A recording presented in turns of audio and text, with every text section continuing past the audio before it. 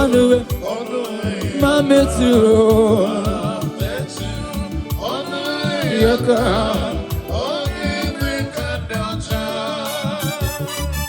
Jesus.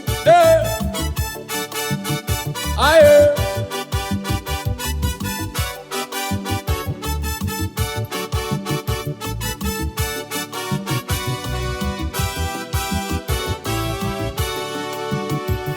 Aburu na metu onue yaka aburu ma metu onue yaka aburu na metu onue yaka ogi me kandocha aburu na metu